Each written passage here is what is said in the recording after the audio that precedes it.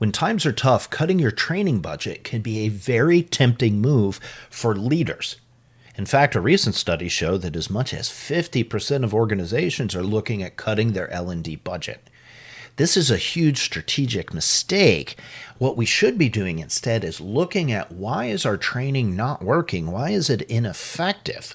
And take a look at 4 common areas that make your training more expensive because you're making it less effective.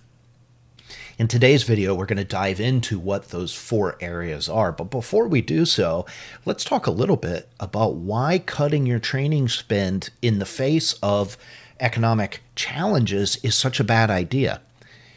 Training clearly leads to team members who are more effective, who have a higher degree of confidence, who are able to execute at a higher level. There's a direct correlation between good training and increased profits, increased customer satisfaction. Training builds culture in your teams, and it leads to your talent, your team members, staying around longer. So even in the face of maybe some layoffs or some staff reductions, you don't want everybody to leave. You don't want to start that avalanche. Training is a way to keep the talent in place. In the long term, by reducing training, you run the risk of delaying your recovery when the economy or when these challenges start to reduce. In other words, if you have people who are just sort of barely hanging on and surviving the tough times, when things get good, they're now behind the 8 ball. They're behind the power curve. They haven't been given training. They haven't had their skills increased. They haven't gotten the benefit of that training. So cutting training in the face of economic challenges is a big strategic mistake.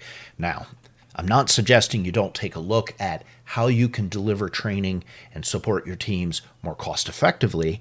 And of course, you should always watch the pennies to make sure that you end up with dollars at the end of the year. But that being said, wholesale across the board cuts are a big mistake. So let's take a look at 4 areas that cause your training to be less effective and ultimately cost you more than it should. The first reason why training becomes ineffective and likely a juicy target for cuts is not having a chief learning officer in your organization. In other words, not having that one central person, that quarterback, that person who passionately owns learning throughout the organization, and they are high up in the org chart.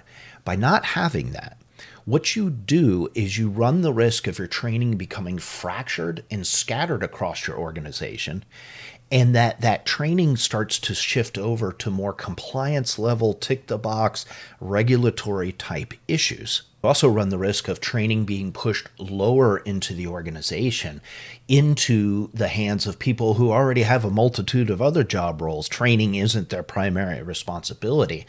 And worse yet, you completely decouple the learning in your organization from your strategic directions and initiatives.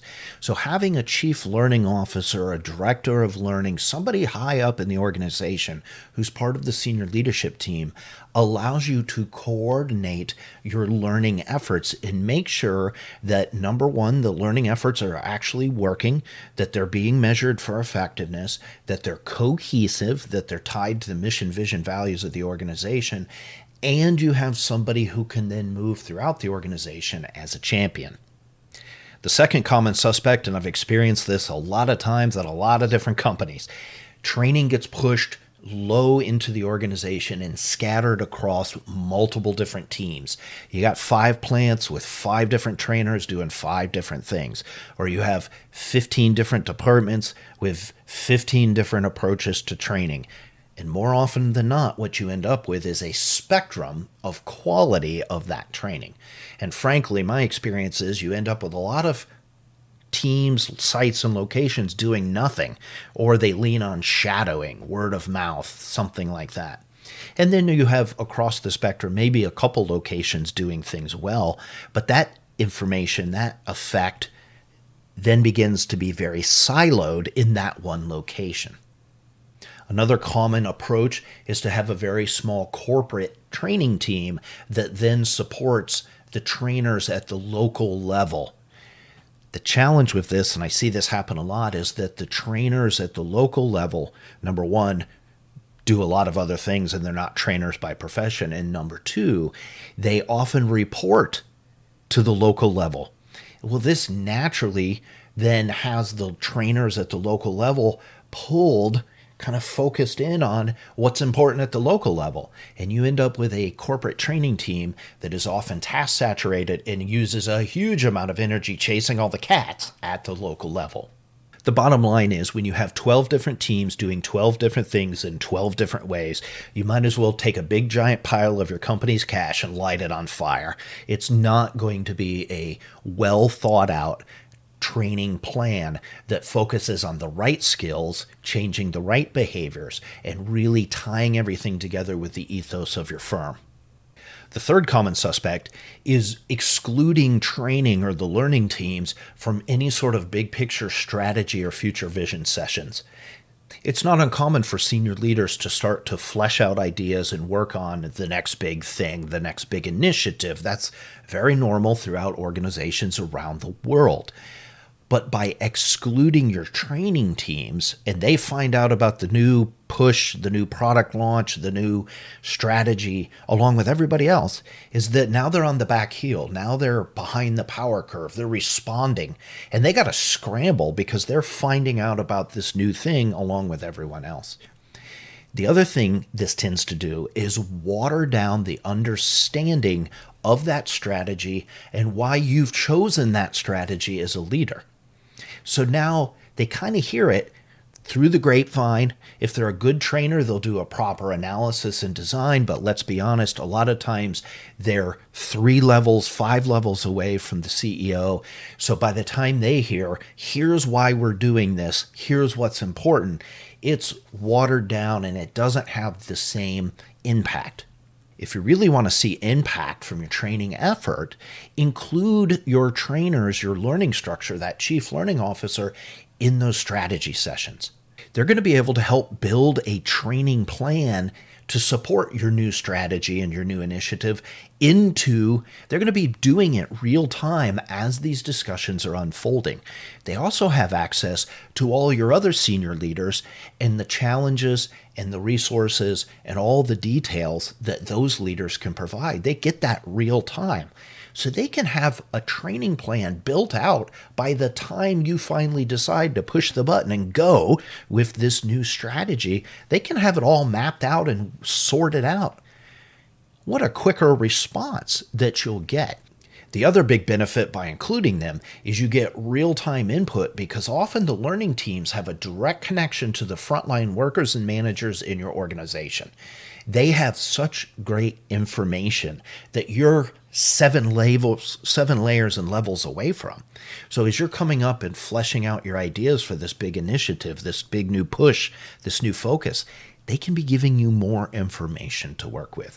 So don't exclude your learning teams from the kind of the behind the scenes, big picture, high level strategic discussions. You'll get a far better result just by including one more person on your meeting invite. The fourth suspect on the list of what makes your training ineffective and therefore far more expensive and a big target for cost reductions, it's by leadership changing direction every time they change their pants. Now, I'm not suggesting that you don't be nimble, you don't be agile, and you don't respond to emergent opportunities and situations in the marketplace. Duh, we got to do that, right? You have to pivot. That being said, if every day you're pinballing off in a new direction, you're going to completely undermine your training teams. In other words, your training teams are going to invest a lot of energy building training and building understanding in the organization to support today's direction. Next week, when you totally change directions, well, now we're going to do blah, blah, blah. They have to stop everything they're doing, build new training, and then start to push in that new direction. So you've now undermined everything you did last week just because you massively changed directions.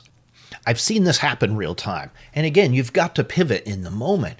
But when you rapid cycle through different ideas and different approaches, and you exclude your training teams from those behind the scenes discussions that I talked about a minute ago, you will drive the morale of your trainers into the mud, because basically what they're going to do is sit back and go, okay, what's the great new idea? What direction are we going today?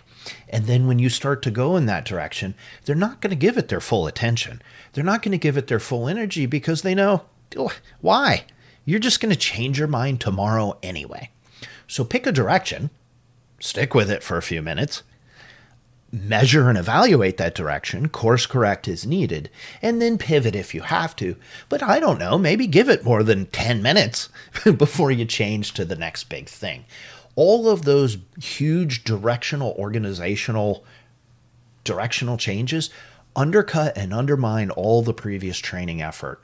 And again, you throw that out the window, and all that time, energy, and money goes flying out the window. And then you wonder, well, how come training doesn't work? Well, how come we haven't stuck with a plan for more than a minute? So there you have it, 4 suspects of what is going to cause your training to be ineffective throughout your organization. It's going to bloat whatever training dollars you put into those efforts, and then it's going to make it a juicy target to just say across the board cut of XYZ. Instead, look at why that training is not effective in the first place. You can then couple it with, how do we make our training more effective? Is there a better way to deliver it, etc., etc.? But just wholesale cutting your training spend is a huge strategic mistake, especially when there's 4 areas that are so easy to address. Which area surprised you most? Which area have you experienced in your previous life? Let me know. Leave me some comments down below. If you found this video helpful, be sure to like, comment, subscribe, give it a thumbs up, tag in your friends, etc. If you're interested in free daily training tips, follow me on LinkedIn @AdamSpacht. Ring the bell, you'll get free daily tips, and you can get them here as well.